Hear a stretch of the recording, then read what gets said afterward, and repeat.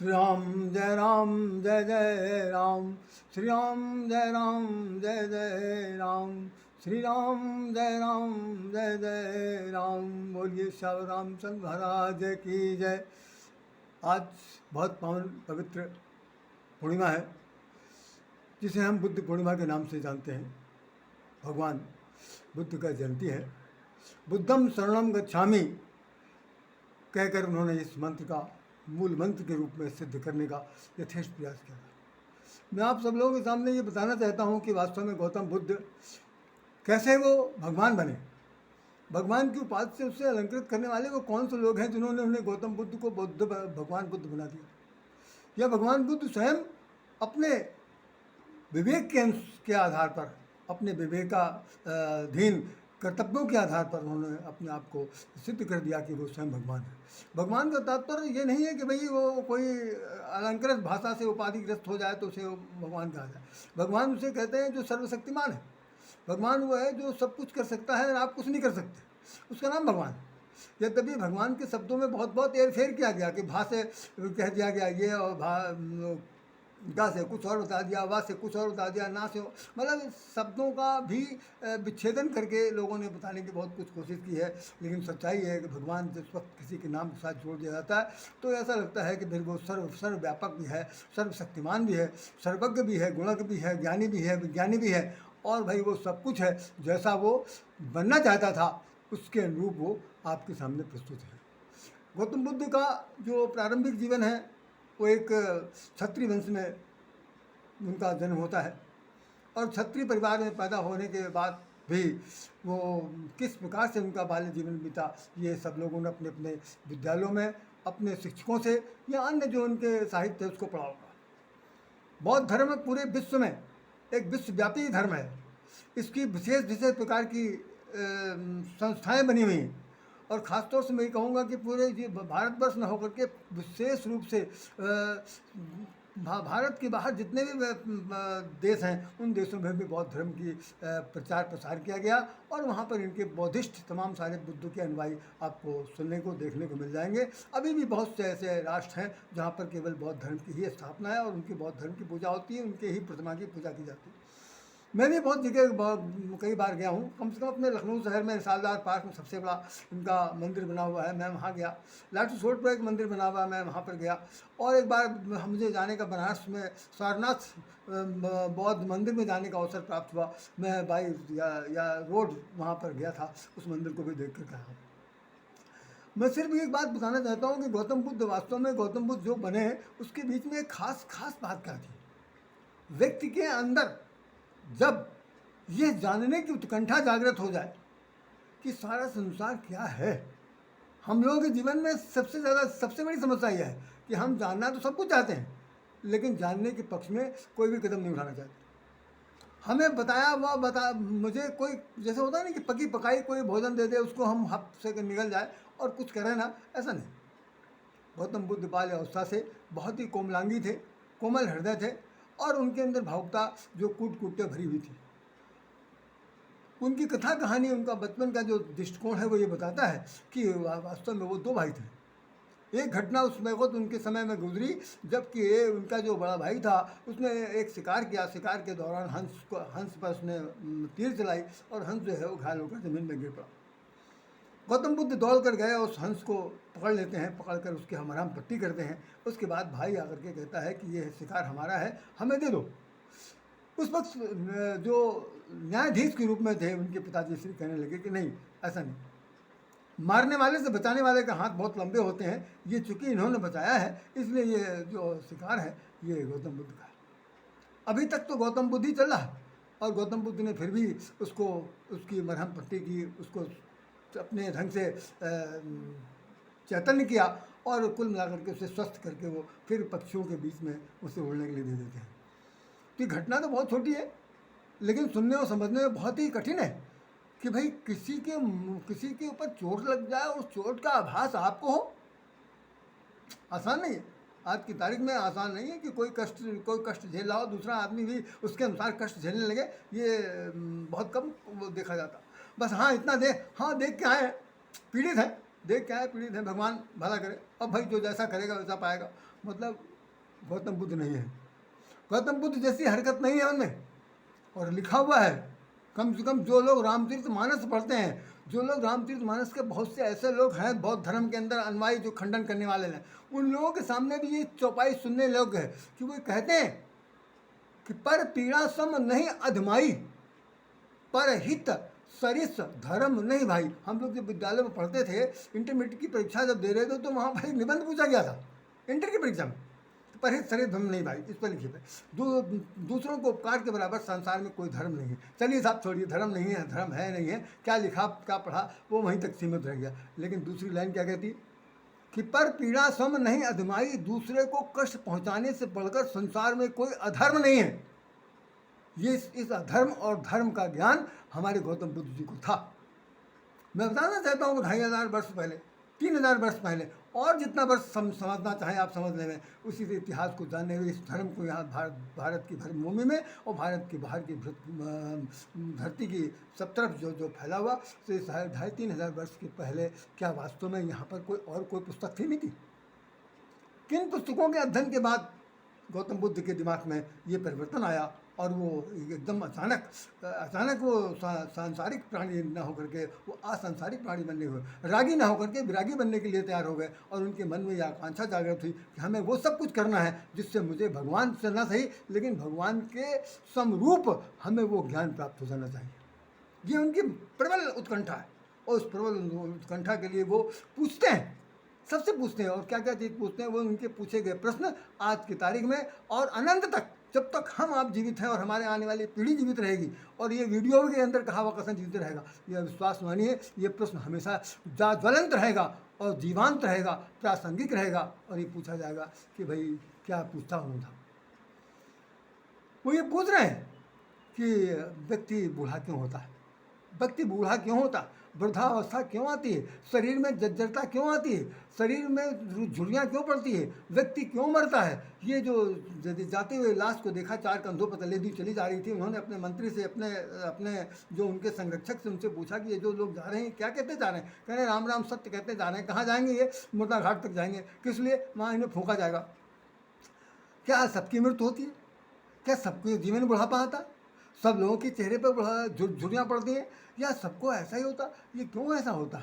इसका उत्तर ढूंढने के लिए अंदर ही अंदर वो बहुत कुड़ते थे, परेशान हो जाते थे और कोई उनकी इस उत्तर को बताने के लिए तैयार नहीं था। यहाँ तक कि राजमहल में भी ये चर्चा फैल गई कि वास्तव में गौतम बुद्ध का मन जो है वो कुछ राजनीतिक राजभोग से हट गया है और वो कुछ उदासीन रहने लगे हैं। उनकी उदासीनता को दूर करने के लिए राजा ने एक उपाय सोचा कि भाई उनका विवाह कर दिया, वैराग्य की स्थिति से राग की तरफ ले आ जाए, मतलब इनकी अनुराग की चित्त से जोड़ दिया जाए ताकि ये कुछ न कुछ भगवान की तरफ इनका मन हट जाए और ये परिवार में अपने पति पत्नी के बीच में जीवन जीते हुए सांसारिक भोग करते हुए राजपाट संभालें। और अर्थात इसका उत्तरदायी कौन हो? परिणाम हुआ कि यशोधरा नाम की कन्या से इनका विवाह कर दिया गया। राजकुमारी यशोधरा से कन्या की शादी कर दी गई और शादी के ही उपरांत वर्ष भर 2 वर्ष भर जितने भी दिन रहे हों उनके दाम्पत्य जीवन में एक संतान की उत्पत्ति हुई। उसका नाम राहुल रखा गया। तो राहुल नाम का जो बेटा है वो और यशोधरा ये इनके जीवन में पति पत्नी और पुत्र के रूप में आते हैं। आखिर में ये हुआ कि उसको लेकर के वो जीवन जी रहे हैं और जीवन जीते जीते अचानक उनके मन में ये क्षोभ पैदा हुआ कि हम असल में क्या कर रहे हैं, हम किस उद्देश्य से धरती पर आए हैं और आए हैं हमें कहाँ जाना चाहिए। तो हमें जाने के लिए उन्होंने एक उपाय सोचा। जो उस उपाय के अंदर सिर्फ यही है कि एक दिन अपना परिवार छोड़कर, अपनी धर्म पत्नी को छोड़कर, अपने प्यारे लाडले बेटे को छोड़ करके वो अर्धरात्रि में संसार छोड़ देते हैं। संसारिकता को, संसार की संसारिकता को छोड़कर वो सदा के लिए सीने पर पत्थर रख करके चले जाते हैं। यद्यपि इस प्रसंग में कहीं पर एक आक्षेप उठा है। उस आक्षेप इस तरह का उठा है कि वास्तव में उन्हें जाने से, जैसे मैथिली शरण गुप्त ने लिखा, मैथिली शरण गुप्त ने अपने गीत में एक जगह पर लिखा है कि जाते तो कम से कम कहकर जाते, ऐसे कुछ गीत की लाइन, पंक्ति की लाइन यही, जाते तो कुछ कहकर जाते। मतलब यशोधरा कहती है कि कम से कम अगर उनको जाना ही था, उस ज्ञान यज्ञ में सम्मिलित ही होना था तो ठीक है, कम से कम बता के जाते, चुप्पे से क्यों चले गए। उन्होंने साथ छोड़ा, उन्होंने चोरी हमारे इस दाम्पत्य जीवन को एक तरह से विच्छिन्न कर दिया और हमारे मन को बहुत कष्ट पहुंचा। खैर वो बात की बात ख़त्म हो गई और गौतम बुद्ध चले गए, अपने संन्यास ले लिया और संन्यास लेकर के जंगल जंगल भटक रहे हैं और भटकते हुए ज्ञान की प्राप्ति कर रहे हैं। अब आप जरा ध्यान दीजिए गौतम बुद्ध को ज्ञान किस प्राप्त का, तो सारनाथ बौद्ध धर्म, वहाँ पर बौद्ध गया में एक बहुत बड़ा पीपल का वृक्ष है, वो पीपल वृक्ष के नीचे वहाँ पर बैठते हैं और वहीं पर ये आज ही के दिन बुद्ध पूर्णिमा के दिन उनको ज्ञान की प्राप्ति हुई थी। इसलिए अंग्रेजी में एक हमने चैप्टर पढ़ा था, उसके अंदर लिखा था कि लाइट एंड हार्ट, हृदय में प्रकाश की प्राप्ति हो गई। और वो प्रकाश क्या है? वही ज्ञान का प्रकाश है। तो गौतम बुद्ध ये जानना चाहते थे कि जीवन सामने जो दिखाई पड़ रहा उसे देख करके तत्काल आप ये मत कह दीजिए कि यही कुछ हो सकता, बल्कि ये कहिए कि किसके कारण ये जीवन दिखाई पड़ रहा, वो कौन सा कारण हो सकता है जिसके कारण ये राधेश्याम बोलता है, जिसके कारण दुनिया बोलती, जिसके कारण हम आप सब लोग बोल रहे हैं। तो बोलने वाला कारण कौन है? यदि वो जीव हमारे अंतर्गत छिपा हुआ और छिपा होकर के वो सर्वत्र व्याप्त है, तो सर्वत्र व्याप्त से हमें साक्षात्कार करना चाहिए, यही सिद्ध करना है। इसीलिए उनका नाम पहले तो सिद्धार्थ है और सिद्धार्थ के बाद वो गौतम बुद्ध, भगवान बुद्ध बन जाते हैं। अब बस सुन लीजिए गौतम बुद्ध का शाब्दिक भाव क्या है। गो मने ज्ञान, गो मने इंद्री, तम मने अंधकार। इंद्रियों के विषयों से जुड़े हुए तम, इंद्रियों के विषयों से जुड़े हुए अंधकार से मुक्ति पाने का नाम गौतम है। इंद्रियों के विषयों से जुड़े हुए अंधकार से मुक्ति पाने का नाम या अंधकार से प्रकाश की ओर जाने का नाम गौतम बुद्ध है। और इस अंधकार से अपने को मुक्त कराने में जो सिद्धि प्राप्त हुई है उसी का नाम सिद्धार्थ है। तो जीवन में अपने को सिद्ध करने के लिए ही यहाँ पर आए थे, इसलिए वो गौतम बुद्ध बन गए। उन्होंने अपना उपदेश दिया और कहा कि संसार में अगर आपको जीवित रहना है तो कम से कम दीपो भव, आप अपने लिए स्वयं दीपक बनिए, आप स्वयं अपने लिए दीपक बनिए और अपने जीवन के प्रकाश बनिए। आप भाइयों सुनकर जानकर आश्चर्य होगा, श्रीमद् भागवत, श्रीमद् गीता में स्पष्ट भगवान ने कह दिया। अभी मैं उस चैप्टर के बारे में बता दूं कि उसमें लिखा हुआ है साफ साफ, भगवान स्वयं अर्जुन से कह रहे हैं कि वास्तव में व्यक्ति स्वयं अपना ही शत्रु है और व्यक्ति स्वयं अपना ही मित्र है। तो यदि व्यक्ति अपने आप को शत्रु के तरफ, शत्रुता की तरफ ले जाएगा, अर्थात अपने को गर्त की तरफ ले जाएगा, अर्थात अपने मन मस्तिष्क को विकारोग्रस्त बनाएगा, तो निश्चित रूप से वो अपने साथ अपने पैर में कुल्हाड़ी मार रहा और वो अपना ही शत्रु बनकर मरने के लिए जा रहा। दूसरा, जो व्यक्ति मित्र है तो अपने लिए, अपने स्वास्थ्य के लिए अपने मन को हर तरह से एकाग्रित करेगा, सद्मार्गी बनाएगा और अपने आप को सक्षम बना करके ईश्वरत्व की तरफ न जा करके, भले ही ईश्वर की प्राप्त न हो लेकिन वो सद्मार्गी बन करके कुछ न कुछ प्राप्त करेगा, जैसे गौतम बुद्ध ने प्राप्त किया था। एक खास बात और है, रामचरितमानस में लिखा हुआ, जिन लोग पढ़ते हैं वो पढ़ें, उनको पढ़ने के लिए मौका मिलना चाहिए। उत्तरकांड में लिखा हुआ कि साधन धाम मोक्ष कर द्वारा, ये जो हमें आपको ये मिला हुआ जब जीवन है हाड़ मार का बना पुसला, ये केवल हमें आपको मिला, हमें ही आपको मिला और किसी को नहीं मिला। ये है क्या चीज़? साधन। किस चीज़ का? मोक्ष कर द्वारा, मोक्ष का द्वार प्राप्त करने के लिए ये साधन दिया गया। और इस साधन का अगर उपयोग आपने अपने जीवन में, अपने ज्ञान से, अपने विवेक से, अपनी बुद्धि से, सबल बुद्धि से और सत्य के पथ पर चल करके सद्ज्ञान से नहीं प्राप्त किया तो ये साधन तो साधन है भैया, सबको मिला है, सबका मरणाधम शरीर है, आज नहीं तो कल मरना ही है। को हर आदमी की लाइन लगी हुई है। क्या कबीरदास ने तो साफ साफ लिखा कि फूल फूल चुन लिए काल हमारी बात। बेचारे जो फूल खिले हुए थे वो कह रहे थे कि आज तो मेरा चयन हो गया भैया, कल कलियों की बारी है। माली आवत देख के कलियाँ करें पुकार, फूल फूल चुन लिए काल हमारी बार। तो सच्चाई है कि राजश्याम की बारी में आएगी, किसी और की बारी आएगी, दुनिया की बारी है, सबकी बारी आएगी। तो बारी आने से पहले क्या करना है? ये साधन जो मिला हुआ इसको कर दिया जाना चाहिए। तो हमारे गौतम बुद्ध जी ने जो हमारे आपके सामने ये दिखा रहा हूँ मैं, ये आप देखें, ये हमारे गौतम बुद्ध जी जो विराजमान है, इनको इनके चरणों में मैं सिर झुकाते हुए आप सब लोगों से निवेदन करूँगा कि आप सब लोग भी इन्हें प्रणाम कीजिए। इन्होंने भी इसी शरीर के साधन को वास्तव में साधन नहीं माना, बल्कि मोक्ष का द्वार माना और वो सिद्धि प्राप्त कर ली, जिस सिद्धि के लिए सारा संसार भटकता है। तभी वो भगवान बने और भगवान बुद्ध कहलाए। अभी पिछले कुछ दिन पहले हमारा एक लेख छपा था अखबारों में, मैं उसको आपको दिखाना चाहता हूँ, आप सब लोग देख सकते हैं, बड़े गौर से देखिए। इसमें ये इसमें हमारे अपने लिखा है, हमारा लेख छपा और उसके अंदर साफ साफ मैंने लिखा है कि उनके जो प्रश्न हैं वो आदि प्रासंगिक हैं, प्रासंगिक प्रश्न हैं। फिर से एक बार देखें, उनके प्रश्न प्रासंगिक हैं जिन पर हमने इस पर लिखा है। ये लास्ट लाइन में आप देखें तो उसमें हमारा नाम भी छुपा हुआ, इस नाम को आपको मैं दिखा दूँ जिस तरह से लिखा गया।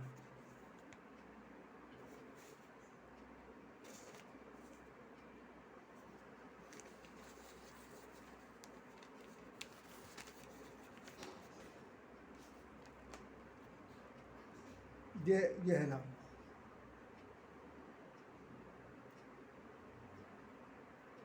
राधे श्याम राधे। तो दीपोभव सत्य अहिंसा पर चलने के लिए उन्होंने बताया, अहम ब्रह्मस्मि बताया, और उन्होंने कहा कि जो सत्य के पथ पर चलेगा सतमार्गी बनेगा, अहिंसा का पूरा पूरा सदुपयोग करेगा। आज मैं समझता हूँ कि जो लोगों ने इतिहास पढ़ा है वो ये सम्राट अशोक के बारे में जानते होंगे। उसने पूरा रक्तपात किया, पूरी धरती पर तहलका मचा दिया। एक स्थिति ऐसी आई कि उसका मन एकदम बिल्कुल डगमगा गया कि हाय मैं किसका रक्तपात कर रहा हूँ, अपने ही स्वजन परिजनों का मार करके हम क्या करेंगे। यही बात तो अर्जुन ने पूछी थी। खैर अर्जुन की बात तो महाभारत से जुड़ी हुई है, उनका प्रसंग कभी आएगा तो चर्चा करूंगा। लेकिन उस सम्राट अशोक ने वो लड़ाई को वहीं विराम दे दिया, और जितनी रक्तपात हुई थी उसके लिए अंदर से आत्मज्ञान हुई। उसने अपनी बेटों को जावा, सुमात्रा, जापान, अन्यत्र कहीं जहाँ जहाँ पर जा सका वहाँ बौद्ध धर्म के प्रचार के लिए भेजा, और सब जगह यही बताया कि अहिंसा परमो धर्मा, अहिंसा परमो धर्मा, अहिंसा से ही परम धर्म की प्राप्त हो सकती है, उससे बड़ा धर्म संसार में कोई नहीं है। तो अहिंसा माने क्या, बहुत बार हमने बता दिया। इसमें भी बताते हैं, ये भी हमारे गौतम बुद्ध जी भी बताते हैं कि वास्तव में अहिंसा उसे कहते हैं जिसमें किसी मन को कष्ट न पहुँचाए। मन सा वाचा कर्म सा, मन के द्वारा कभी किसी को कष्ट न पहुँचाया जाए, तन के द्वारा किसी को शारीरिक कष्ट पहुँचाया जाए, और भाई विचारों के द्वारा किसी को कष्ट न, तन मन धन। और धन का तो मतलब सभी लोग समझ रहे हैं कि कभी किसी का अनाधिकार चेष्टा करके किसी का धन न हड़प लिया जाए। आप उसको जीने का पूरा मौका दीजिए। जिस तरह आपको जीवन मिला है ऐसे किसी को भी मिला है, चाहे वो निर्धन हो, चाहे राजा हो, चाहे रंक हो, सब अपने अपने ढंग के हैं। लेकिन सबके बीच में एक ही बात कहनी है कि मैं गौतम बुद्ध तो ना सही, लेकिन गौतम बुद्ध के पथ चिन्हों पर चलने के लिए मेरे अंदर वो शक्ति सामर्थ्य है, तो वो मैं करके दिखाऊंगा। तो उन्होंने जो प्रश्न पूछे थे कि मरने पर क्या होता है, तो मरने पर मृत्यु को प्राप्त हुआ व्यक्ति क्या संसार शरीर छोड़ कर चला जाता है। तो शरीर जब छोड़ कर चला जाता है तो शरीर को क्या करते हैं, जलाया जाता है। जलाने में क्या होता है, राख बन जाती है। यही बात तो बार बार कही जा रही है, हमारे किस धर्म में नहीं लिखा हुआ। ये 2500 वर्ष पहले जो इनका जो मत सम्मत और संप्रदाय, और साथ साथ ही जिसको लोग संप्रदाय के रूप में कह रहे हैं, बौद्ध धर्म की बात करते हैं, इससे पहले इस धर्म की उत्पत्ति के कारक कौन से तत्व हैं, वो किन किताबों में लिखा था, जिसको गौतम बुद्ध ने पढ़ने के बाद उन्हें ज्ञान की प्राप्ति हुई। वही वेद है, वही पुराण है, वही शास्त्र, वही है। ये उसका इंटरप्रिटेशन करने वालों की जो स्थिति है वो बार बार हम उंगली उठाकर नहीं कहना चाहते, लेकिन इतना जरूर कहना चाहते हैं कि इंटरप्रिटेशन करने में अगर कहीं पर भी आपने कोई बेईमानी की है तो निश्चित रूप से उसका अर्थ अनर्थ निकलेगा। कोई कुछ नहीं कह सकता। सच को सच ही कहना, झूठ को तो झूठ कहना ही पड़ेगा, लेकिन अब झूठ को ही सच बना दिया जाए। जैसे कह रहे हैं दीपक में प्रकाश होता है, प्रकाश से सारा संसार फैलता है। गौतम बुद्ध जी कह रहे हैं कि आप दीपक बन जाइए। तो हर व्यक्ति तो अपने घर का कुलदीप है, क्या आप नहीं है? अरे आप नहीं हैं, आपके घर का कुल दीपक नहीं है, सारा संसार तो कुलदीप है। तो सब लोग दीपक हैं। तो दीपक का मतलब क्या है? दीपक का मतलब यह है कि अपने प्रकाश के साथ जितने भी जुड़े हुए लोग हैं उनके आसपास के क्षेत्रों में अंधकार को दूर भगाना, अज्ञानता का दूर भगाना, अंधकार से अपने आप को मुक्त कर देना, यही दीपोभव है। इसी के साथ मैं समझता हूँ कि अहिंसा परमो धर्म का जो शिक्षा दिया, सत्य के पथ पर चलने के लिए उन्होंने बताया, सत्य मार्गी बनना जो सिखाया, और साथ साथ करुणा उनके लिए बहुत बड़ा विषय है कि आप कारुणिक बनिए, दया दृष्टा है। एक कोई उंगली मार के कोई वैश्या थी, वो आई थी एक बार उनको खीर खिलाने के लिए, उन्होंने उसके हाथ से खीर भी खा लिया था। और वो उनके जो 5 भिक्षुक थे, उन भिक्षुकों से उन्होंने कहा कि भाई जाइए समाज में जा कर के भीख मांगिए। बहुत से उनके जो भिक्षुक हैं वो लोग गए, और कुछ उसमें से एक ऐसा भी था जिसने कहा कि हम नहीं मांगे, हमको तो लोगों ने कुछ अपशब्द कह दिया।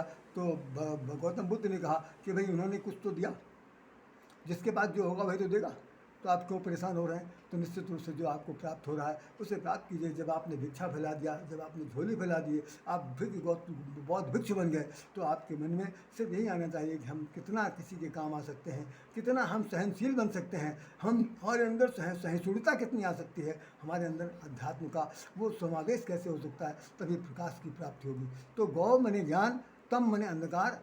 अगर अंधकार को दूर करने वाली बुद्धि का के अंदर ज्ञान के प्रकाश की प्राप्ति करना ही गौतम बुद्ध बनना है।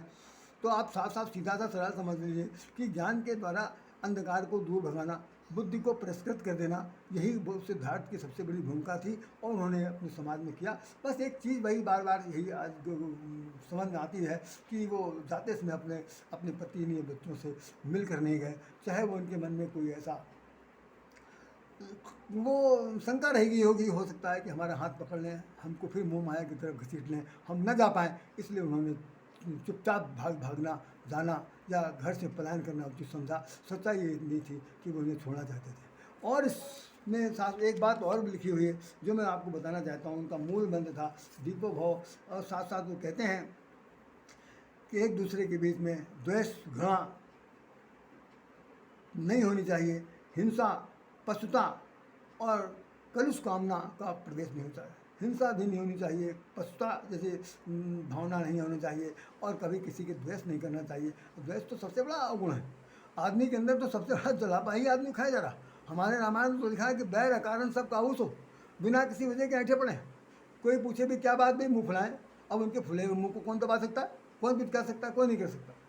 तो समाज में ऐसी कुछ विकृतियाँ हैं जिनके आधार पर लोग इस तरह से द्वेषों से निपटना चाहें, उन्हें हटें। इनके साहित्य को पढ़ें, इनके साहित्य के में लिए में बहुत सारे जो उपदेश हैं उनको पढ़ा जाना चाहिए। गौतम बुद्ध जैसा महान संत, महान देवता और भगवान के रूप में अब तो भाई मानना बहुत मुश्किल है। मैं तो यही कहूँगा कि उनके पत्तियों पर चलने के लिए जिन लोगों ने कमर कसा है वो उस पर चलें, लेकिन इसे राजनीतिक कोई भूमिका न बनाई जाए कि किसी एक खास पार्टी दल का ही बन करके रह जाएं और उन्हीं के लिए वो गौतम बुद्ध हैं, बाकी किसी के लिए नहीं। गौतम बुद्ध धर्म को तो अगर आप हटा दिए तो गौतम बुद्ध सारे संसार के देवता हैं, सारे संसार के भगवान बुद्ध हैं। और उनकी बुद्धिमत्ता को, उनकी भगवान, उनके ईश्वरत्व को स्वीकार करने में किसी को हिचक नहीं होनी चाहिए, क्योंकि उन्होंने उसे शिक्षा दी है, वो केवल सद्मार्ग पर चलने की शिक्षा दी है। इन्हीं शब्दों के साथ मैं यही फिर से आपसे निवेदन करूँगा कि अपने लिए दीपक बनिए। अहम ब्रह्म अस्मि, मैं ही ब्रह्म हूँ, इसको सिद्ध करने के लिए तो न सही लेकिन सिद्धार्थ करिए। अभी कल मैंने एक सज्जन का पढ़ा, उसमें नवभारत टाइम्स में एक सज्जन है, उनका नाम अमित कुमार निरंजन है। उन्होंने लिखा था कि भगवान बुद्ध ने कह दिया कि मन को स्वतंत्र कर दीजिए, मन पर कभी नियंत्रण न करिए, मन अपने आप चलने दीजिए। मैं उनकी बात से बिल्कुल सहमत नहीं हूँ। मैं पाठक बता रहा हूँ, अब अखबार वाले ने लिख दिया गया। गीता में भगवान ने कहा है कि पूछे गए प्रश्न के उत्तर में भगवान ने कहा, अर्जुन के द्वारा पूछे गए प्रश्न के उत्तर में कहा कि ये जो है मन बहुत बहुत बलवान तूफान आंधी की तरह है। इसको किसी प्रकार से मजबूती से गिरफ्त कर पाना बहुत कठिन काम है, लेकिन अभ्यास के द्वारा ऐसे किया जा सकता है। वो अभ्यास क्या चीज़ हो सकती है? अभ्यास से इतने हो सकता है कि आप मन को जिधर की तरफ जा रहा, जिससे कि आपके अंदर राग द्वेष घृणा की उत्पन्न हो रही, उससे उसको हटाइए और सद्मार्गी बनाइए। अभ्यास के द्वारा होगा, बाकी उसकी हरकत वही है। जो आज तक लोग हार गए, करोड़ों वर्ष अरबों वर्ष हो गए, लोग मन को से एकाग्रचित कर रहे हैं। यही समस्या है। राधे श्याम मुँह दूध के धोए नहीं हैं।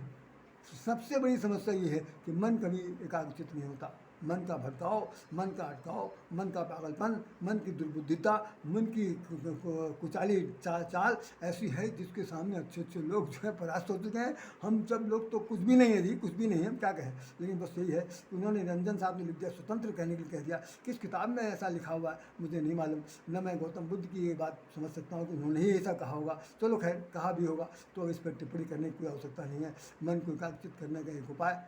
और सिर्फ ये बताना चाहता हूँ, एक छोटी सी कहानी है, बहुत एक छोटी सी कहानी करके ख़त्म करना चाहता हूँ।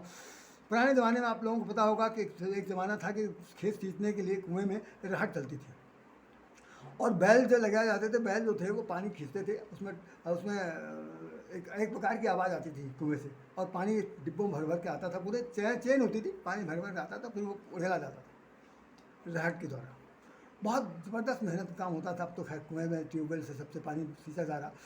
तो एक बार एक राजा गुजर रहे थे, उनके घोड़े को प्यास लगी। अब वो घोड़ा पानी न पिए, तो उन्होंने अपने मंत्री से पूछा भाई कि पानी नहीं पीना, क्या किया जाना चाहिए? तो उन्होंने कहा कि ऐसा किया जाना चाहिए। तो ये बात हमारे गुरु जी ने बताई। हम उन्होंने गुरु जी की व्याख्यान को, अमृतवाणी को आपके सामने बता रहे हैं। तो उन्होंने कहा कि जिस वक्त ये घोड़े को वहाँ पर ले जाइए, और जब राहट भी चलेगा पानी भी आएगा, अगर राहट नहीं चलेगा पानी नहीं आएगा। और घोड़ा को पानी पीना है, घोड़े को पानी पीना है, राहट को भी चलना है, तृप्ति भी प्राप्त करनी है। तो करना क्या है कि घोड़े के मुंह के सामने एक हाथ में छड़ी ले लीजिए। छड़ी मारना नहीं है, बल्कि छड़ी को टुक टुक टुक टुक टुक टुक करते रहना, ताकि वो जैसे ही वो मुंह घुमाए पानी की तरफ से, तुरंत आप उसकी तरफ वो छड़ी घुमा दीजिए, तो वो पानी की तरफ मुंह लगा कर पानी पी लेगा। परिणाम हुआ कि छड़ी को देख करके, छड़ी के भय के डर से उसने जो घोड़ा था उसमें पूरा पूरा पानी पेट भर पी लिया, और उसके बाद राजा खुश होकर के चला गया। तो हमारे गुरु जी महाराज कह रहे थे, सुधांशु जी महाराज ने कहा कि वास्तव में घोड़ा क्या है, यही है आपका मन है। यही मन है जो चंचल है, जो कभी भी शांत नहीं रहने वाला व्यक्ति है। इसको मनाने के लिए, इसको शांत करने के लिए एक ही उपाय है कि हर समय नियंत्रण की, हर समय आत्मनियंत्रण की छड़ी रहनी चाहिए, ताकि ये आपकी कंट्रोल में हो जाए। यही बात हमारे भगवान बुद्ध ने संभवतः कही होगी। इस बात को मैं, इन बातों के साथ मैं समझता हूँ कि आज अपनी बात को मैं यही विराम देता हूँ। गौतम बुद्ध की ये विचारधारा, गौतम बुद्ध का ये कथन, गौतम के साहित्य को सब लोग हृदय से पढ़ें और उससे सांप्रदायिक न बनाएं, न ये बनाएं कि किसी एक पक्ष के हैं, बल्कि संसार के हैं, संसार में विश्व के हैं, उनको मानते हुए सब लोग उनकी उपासना करें। इन्हीं शब्दों के साथ राधे श्याम राधे आप सब लोगों को हृदय से नमन करता है और प्रार्थना करता है कि आप लोग भी पढ़ें, और हमसे कोई गलती हुई तो क्षमा कर दीजिएगा, यही प्रार्थना।